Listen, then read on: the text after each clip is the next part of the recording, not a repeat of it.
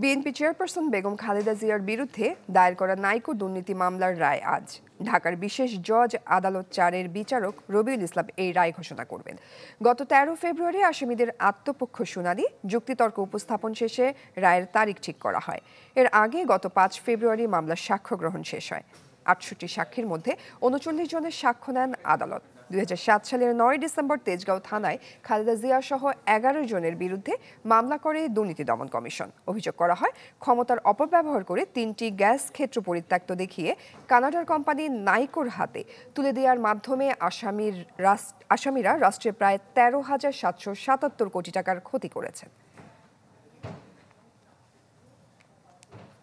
দর্শক, নিয়ে আরো বিস্তারিত খবর জানতে চলে যাব সহকর্মী আশরাফুল আলম আকাশের কাছে। আকাশ, বিস্তারিত জানাবেন।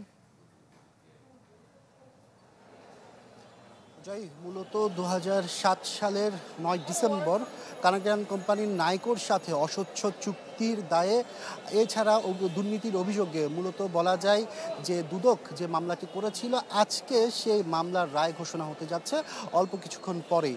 সেই হিসাবে এখন পর্যন্ত সব ধরনের প্রস্তুতি হয়েছে। এই মামলায় মূলত খালেদা জিয়া সহ আরও 8 জন আসামি অভিযুক্ত রয়েছেন। এর মধ্যে 11 জন থাকলেও 3 জন মারা যাওয়ার কারণে তাদেরকে কিন্তু সেই মামলা থেকে অব্যাহতি দেওয়া হয়েছে। আমি যদি জানিয়ে রাখি, আজকে সকাল 11টায় কিন্তু জজ আদালতের 4 নম্বর কোর্টে এই রায়টি ঘোষণা দেওয়ার কথা ছিল। আজকে রায়ের বিষয়ে কি হবে সিদ্ধান্ত, এখন পর্যন্ত সেই ধরনের প্রস্তুতি চলছে। আমরা আশা করছি অল্প কিছুক্ষণের মধ্যে সে বিষয়ে আমরা সিদ্ধান্ত পাব।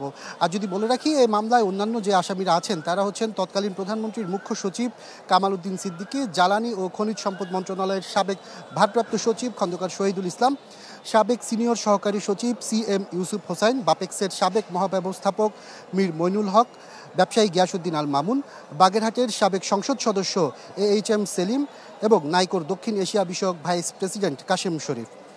এই 8 জন মূলত আজকে তাদের বিষয়ে সিদ্ধান্ত হবে আসলে কোন দিকে যাচ্ছে এই সিদ্ধান্তটি। এছাড়া যদি বলে রাখি, সাবেক মন্ত্রী মওদুদ আহমেদ, KM মোশাররফ হোসেন ও বাপেক্সের সাবেক সচিব মোহাম্মদ শফিউর রহমানের মৃত্যুবরণ করায় তাদেরকে ইতিমধ্যেই কিন্তু মামলার দায় থেকে অব্যাহতি দেওয়া হয়েছে। আর বলা যায় যে প্রায় 13,777 কোটি টাকা আর্থিক ক্ষতির অভিযোগ আনা হয়েছিল এই মামলায়। এখন আসলে আমরা সবাই অপেক্ষায় আছি অল্প কিছুক্ষণ পর আসলে আদালত থেকে কী ধরনের সিদ্ধান্ত আসছে, এই রায়টি কোন দিকে যাচ্ছে সেটি কিন্তু আমরা অল্প কিছুক্ষণের মধ্যে জানতে পারবো। ব্রেকফাস্ট, টিফিন কিংবা স্ন্যাক টাইমে মজাদার আয়োজন মানে অল টাইম ব্রেড।